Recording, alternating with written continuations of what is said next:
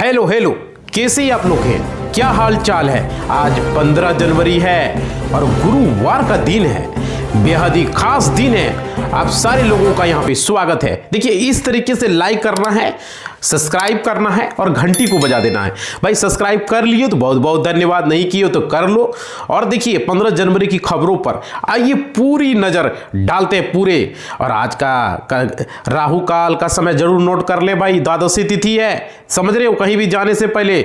और देखिए इस समय कोई भी शुभ काम न करे, 1:50 तक जो है राहु काल का समय है, समझ रहे हो। और कहीं भी यात्रा करने से पहले कैलेंडर को जरूर एक बार देख लें। पर डे हम लेकर आते हैं आप लोगों के लिए पंचांग, समझ रहे हो। तो सारे लोग से रिक्वेस्ट है, लाइक करें, सब्सक्राइब करें और घंटी को दबा दें, ऑल के निशान पर क्लिक कर दें। अगर आपने अभी तक सब्सक्राइब नहीं किया है तो कर ले, कर लिए तो बहुत बहुत धन्यवाद। और लाइक जरूर करें। और आज का इतिहास, सेना दिवस, इसी ऐतिहासिक घटना की याद में हर साल 15 जनवरी को भारतीय सेना दिवस मनाया जाता है भाई। और देखिए 1784 में कलकत्ता में एशियाटिक सोसाइटी ऑफ बंगाल की स्थापना हुई थी आज ही के दिन। तो चलिए आप पूरी खबरें देखते हैं, एक एक करके सारी खबरें, पूरे राज्य की खबरें। देखिए हत्यारे हैं, ट्रंप और नेतन्याहू, यूएस ने रद्द किए बैठक तो भड़के ईरान ने भाई। देख सकते ईरान की सर्वोच्च राष्ट्रीय सुरक्षा परिषद के सचिव और पूर्व अध्यक्ष अली लारिजानी ने सोशल मीडिया प्लेटफॉर्म एक्स पर एक पोस्ट लिखा जिसमें वाशिंगटन और तेल अवीव को अशांति का जिम्मेदार ठहराया है भाई। देख सकते हो यहाँ पे बहुत बड़ी खबरें आ रही है। और देखिए ग्रीनलैंड पर कब्जा होकर रहेगा, ट्रंप ने प्रधानमंत्री निल्सन को दी है बड़ी मुसीबत की चेतावनी। देखिए ट्रंप ने बीते शनिवार को चेतावनी दी थी कि वह ग्रीनलैंड का सौदा आसान तरीके यानी कि समझौते के जरिए करना चाहते हैं, लेकिन अगर ऐसा नहीं हुआ तो वो बल प्रयोग, कड़े प्रतिबंध अपनाने से पीछे नहीं हटेंगे भाई। तो यहां पर ये खबरें आ रही है, बहुत बड़ी खबरें। आगे देखिए खबरें हैं, आसमां नहीं फटने वाला, रोक दीजिए सुनवाई, ममता वर्सेस ईडी केस में हाई कोर्ट से क्यों बोले भाई। देख सकते हो ईडी की तरफ से पेश हुए additional solicitor general ASG SV Raju ने कोर्ट को बताया कि एसीजी ने सुप्रीम कोर्ट में 2 याचिकाएं दायर की है, इसलिए हाई कोर्ट इस मामले की सुनवाई न करे। उन्होंने दलील दी कि यह मामला सुप्रीम कोर्ट में जाए। चलिए अगले खबरें हैं, बहुत बड़ी खबरें यहाँ पे देख सकते हो। नितिन नवीन के प्रस्तावक होंगे पीएम मोदी, अमित शाह समेत कई दिग्गज नेता। बीजेपी अध्यक्ष की यहाँ पर देखिए बीजेपी अध्यक्ष राष्ट्रीय अध्यक्ष चुनाव की प्रक्रिया जो है मकर संक्रांति के बाद शुरू हो जाएगी। नितिन नवीन बीजेपी के कार्यकारी अध्यक्ष के स्थायी अध्यक्ष बनने जा रहे हैं। ऐसे में नितिन नवीन के प्रस्तावक पीएम मोदी लेकर यहां पर खबरें आ रही है। चलिए अगली खबर है, पीएम मोदी ने केंद्रीय मंत्री मेरुगन के घर पोंगल समारोह में हिस्सा लिया। देख सकते हो प्रधानमंत्री मोदी दिल्ली में केंद्रीय मंत्री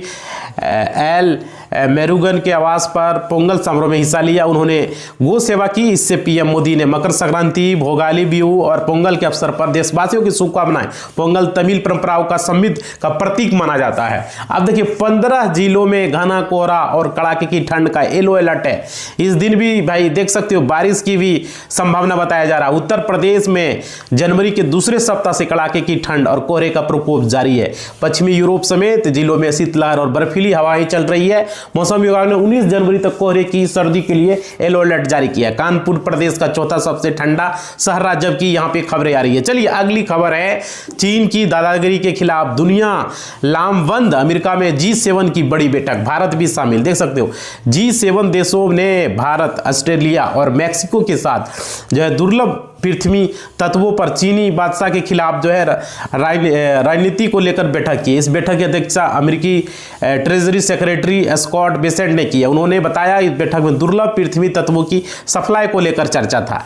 आगे खबरें हैं, पश्चिम बंगाल की 2 नर्सों में निपा वायरस की पुष्टि, दोनों की हालत गंभीर है। स्वास्थ्य अधिकारियों का कहना है इस समय राज्य में बड़ी संख्या में प्रवासी मजदूर घर लौटते हैं और इससे मानव से मानव संक्रमण की आशंका जताई जा रही है। इसके अलावा सर्दियों में भी ग्रामीण इलाकों कच्चे खजूर के रस का सेवन आम है, जो कि यहाँ पर वायरस को संभावित स्रोत माना जा रहा है भाई, निपा वायरस, समझ रहे हो। चलिए अगली खबर है, army chief general Upendra Dwivedi का ऐलान, भारत बनाएगा रॉकेट मिसाइल फोर्स। देख सकते हो ऑपरेशन सिंदूर के दौरान भारतीय सशस्त्र बलों ने पाकिस्तान को घुटने पर ला दिया है। हालांकि इस सैन्य संघर्ष के बाद भारतीय सेना अब रॉकेट मिसाइल फोर्स बनाने पर फोकस कर रही है। जाने क्या है वजह, आर्मी चीफ उपेंद्र द्विवेदी ने खुलकर बताया है। तो यहां पे देख सकते हो बहुत बड़ी खबरें आ रही है आप लोगों के लिए भाई। समझ रहे हो। और देखिए यहां पे बताया जा रहा है सरकारी जॉब से रिलेटेड, भाई लाइक शेयर सब्सक्राइब करो। देखिए नौकरी के साथ साइड बिजनेस करना चाहते हो, उतार चढ़ाव के लिए खुद को रखे तैयार भाई। देख सकते हो नौकरी के साथ साइड बिजनेस शुरू करना एक अच्छा मौका हो सकता है, लेकिन इसमें जोखिम उतार चढ़ाव भी है। ऐसे में आगे बढ़ने पहले चुनौतियों के लिए खुद को तैयार रखना बहुत जरूरी है। बहुत सारे ऐसे लोग हैं जो करना चाहते हैं भाई, तो उस चीज को आप लोग समझें। और चलिए आगे न्यूज है, बीपीएससी की 71वीं मुख्य परीक्षा की तारीखें घोषित हो चुकी है, 25 से 30 अप्रैल तक होगी। और भाई देखो बिहार लोक सेवा आयोग ने 71वीं संयुक्त परीक्षा की मुख्य परीक्षा की तारीख घोषित कर दी है, तो ये आयोजन अप्रैल 2026 में किया जाएगा। ये बहुत बड़ी अपडेट है आप लोगों के लिए भाई, तो जो भी तैयारी कर रहे हो अपना करें। और चलिए अगली खबर देखिए, यूको बैंक में 93,960 रुपये मासिक वेतन वाली नौकरी 173 पदों पर जो है यहाँ पे बहाली होने वाली है। तो अगर आप यूको बैंक में करना चाहते हो जनरलिस्ट और स्पेशलिस्ट ऑफिसर के लिए तो अच्छी खबर है। और देखिए आवेदन जो है आप लोगों के लिए यहाँ पर अंतिम तिथि इसका जो बताया जा रहा है 2 फरवरी तक ही है, तो आप लोग करेंगे। चलिए अगली खबर है, यूपीएससी सिविल सेवा परीक्षा का नोटिस स्थगित आज होना था, जाने क्या है ताजा अपडेट भाई। देख सकते हो यहाँ पे बहुत बड़ी अपडेट आ रही है, यूपीएससी ने सीएससी 2026 परीक्षा की अधिसूचना स्थगित कर दी है। यह नोटिस जारी होना था लेकिन पंजीकरण भी शुरू होना था, लेकिन अभ्यर्थियों को अभी और इंतजार करना पड़ेगा, ऐसी अपडेट निकल कर आ रही है भाई। चलिए अगली खबर है, अप्रैल में होगी बीपीएससी सहायक शिक्षा परीक्षा अधिकारी भर्ती का, नोट करें सभी तिथियां। देखिए बिहार लोक सेवा आयोग में जो है ये परीक्षा की तिथियां तो आप लोगों को पता ही है, तो आप लोग तैयारी अच्छे से करें भाई, समझ रहे हो, बहुत जरूरी है, क्योंकि तैयारी करके जाएंगे तो एग्जाम आप निकाल पाएंगे। चलिए अगली खबर को देखते हैं। अगली खबर है, डीआरडीओ में निकली है इलेक्ट्रॉनिक्स मैकेनिक्स सहित कई नौकरियां, वॉक इन इंटरव्यू से ये चयन होना है भाई, समझ रहे हो। मतलब कि अगर डीआरडीओ में आप जॉब करना चाहते हो तो जूनियर रिसर्च फेलोशिप के लिए वॉक इन इंटरव्यू के आधार पर होगा। योग्य उम्मीदवार इसका जो है लाभ और सीधे इंटरव्यू में वो शामिल हो पाएंगे, तो ये अच्छी खबर है आप लोगों के लिए जो जॉब करना चाहते हैं उनके लिए भाई। लाइक आगे खबर है, इससे पहले आप लोग लाइक जरूर करें, घंटी को जरूर दबाएं, और सब्सक्राइब नहीं किए तो कर लो भाई, और कर लिए हो तो बहुत बहुत धन्यवाद। देखो लाइक से क्या होता है कि वीडियो ज्यादा लोगों तक पहुंचता है और ज्यादा लोगों तक, इसलिए आप लोग लाइक शेयर सब्सक्राइब करो भाई, हर लोगों से रिक्वेस्ट है। देखिए बंगाल और असम से जल्द शुरू होगी अमृत भारत एक्सप्रेस, इन रूटों पर दौड़ेगी 9 ट्रेनें भाई। देखिए रेल मंत्री अश्विनी वैष्णव ने घोषणा किया है, बंगाल और असम में देश के विभिन्न हिस्सों से 9 अमृत ट्रेन एक्सप्रेस जल्द शुरू होगा। बिहार, उत्तर प्रदेश, कर्नाटक, तमिलनाडु, महाराष्ट्र को जोड़ेगी। दिसंबर 2023 से 30 अमृत भारत एक्सप्रेस ट्रेन पहले से ही चल रहे थे। ये नई सेवाएं पूर्वी और उप हिमालयी क्षेत्रों में दक्षिण, पश्चिम और मध्य भारत को संपर्क से जोड़ेगी, तो ये बहुत अच्छी खबरें हैं। आगे खबरें हैं, टीसीएस कर्मचारी की सैलरी स्लिप वायरल, 5.5 साल में 25,000 से इतनी कम हो गई तनख्वाह। एचआर भी देखकर हैरान है भाई।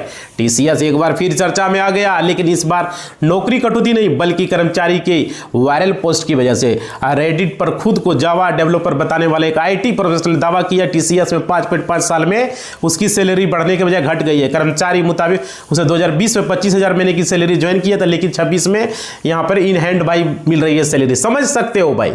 आगे खबरें हैं, संकट में यहां पे 12,000 करोड़ का कारोबार ईरान को लेकर, देख सकते हो। डोनाल्ड ट्रंप के ईरान के व्यापारिक साझेदारों पर 25% टैरिफ यानी 25% टैरिफ ऑन ईरान ट्रेड लगाने से ऐलान का बड़ा असर दिख रहा है। सबसे ज्यादा प्रभावित भारत के बासमती चावल निर्यातक की हो रही है, उन्हें तगड़ा नुकसान उठाना पड़ रहा है भाई, देख सकते हो यहां पे। अगली खबर है, सऊदी अरब और पाकिस्तान के गठबंधन में तुर्की की एंट्री, मिलकर बनाएंगे इस्लामिक नाटो, क्या भारत को खतरा है भाई। देख सकते हो 2025 में पाकिस्तान और सऊदी अरब में मिलकर एक गठबंधन बनाया, यानी इन दोनों देशों में एक बार हमला हुआ तो दूसरे पर भी हमला माना जाएगा, इस तुर्की शामिल को हो सकता था। चलिए अब अगली खबर को देखते हैं। देखिए अमेरिका के खिलाफ जो है समुद्र में उतरे रूस, चाइना, ईरान की जंग जहाज, ब्रिक्स के जमावड़े में भारत कहां है भाई। देख सकते हो दक्षिण भारत के तट के पास ब्रिक्स ब्लॉक के चीन, रूस और ईरान समेत कई सदस्यों की नौसैनिक अभ्यास शुरू हो चुका है, और यहां पे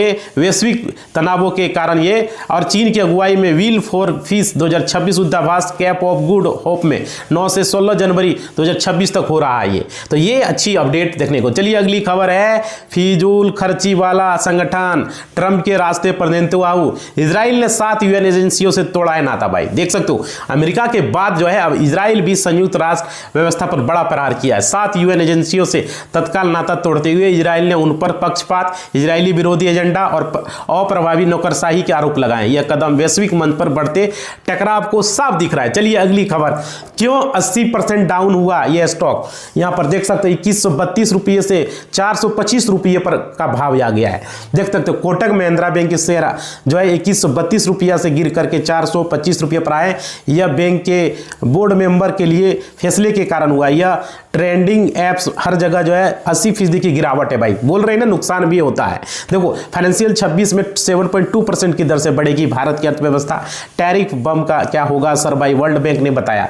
देखिए विश्व बैंक ने बताया व्यापारिक तनाव के बावजूद भारत विश्व की सबसे बड़ी प्रमुख अर्थव्यवस्था में एक होगा। मजबूत घरेलू मांग कारण 2025-26 में 7.2% की वृद्धि का अनुमान है भारत ने दक्षिण एशियाओं को लेकर के। चलिए अगली खबर है, ट्रंप की कार्रवाइयां अमेरिका अर्थव्यवस्था को फायदे से ज्यादा नुकसान पहुंचाएगी, बैंकों के सीईओ बोले। देखिए अमेरिका बैंकों के सीईओ ने ट्रंप प्रशासन की नीतियों पर चिंता जताई। उन्होंने कहा यह अर्थव्यवस्था को फायदा पहुंचाने के बजाय नुकसान पहुंचा सकती है। क्रेडिट कार्ड ब्याज दरों की सीमा, फेड की स्वतंत्रता पर सवाल उठाने की जोखिम बढ़ सकता है भाई।